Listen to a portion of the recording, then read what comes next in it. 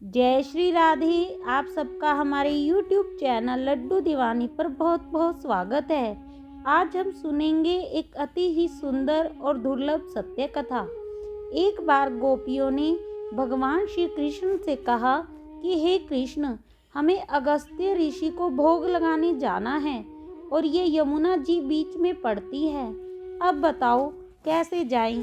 भगवान श्री कृष्ण ने कहा कि जब तुम यमुना जी के पास जाओ तो कहना कि हे यमुना जी, अगर भगवान श्री कृष्ण ब्रह्मचारी हैं तो हमें रास्ता दें। गोपियां हंसने लगी कि लो, ये कृष्ण भी अपने आप को ब्रह्मचारी समझते हैं। सारा दिन तो हमारे पीछे पीछे घूमते हैं, कभी हमारे वस्त्र चुराते हैं, कभी मटकियां फोड़ते हैं।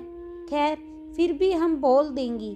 गोपियां यमुना जी के पास जाकर कहती हैं, हे यमुना जी, अगर श्री कृष्ण ब्रह्मचारी हैं तो हमें रास्ता दें। और गोपियों के कहते ही यमुना जी ने रास्ता दे दिया।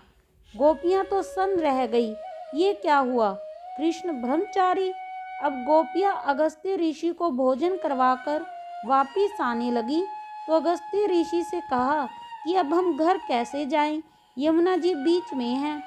अगस्त्य ऋषि ने कहा कि तुम यमुना जी को कहना कि अगर अगस्त्य जी निराहार हैं तो हमें रास्ता दे। गोपियां मन में सोचने लगी कि अभी हम इतना सारा भोजन लाई, सो सब गटका गए और अब अपने आप को निराहार बता रहे हैं। गोपियां यमुना जी के पास जाकर बोली, हे यमुना जी, अगर ऋषि निराहार हैं तो हमें रास्ता दे। और यमुना जी ने रास्ता दे दिया। गोपियां आश्चर्य करने लगी कि जो खाता है वो निराहार कैसे हो सकता है, और जो दिन रात हमारे पीछे पीछे फिरता है वो ब्रह्मचारी कैसे हो सकता है। इसी उधेड़ बूंद में गोपियां कृष्ण के पास जाकर फिर से वही प्रश्न करने लगी। भगवान श्री कृष्ण कहने लगे, गोपियों, मुझे तुम्हारी देह से कोई लेना देना नहीं है। मैं तो तुम्हारे प्रेम के भाव को देखकर तुम्हारे पीछे आता हूँ। मैंने कभी वासना के तहत संसार नहीं भोगा।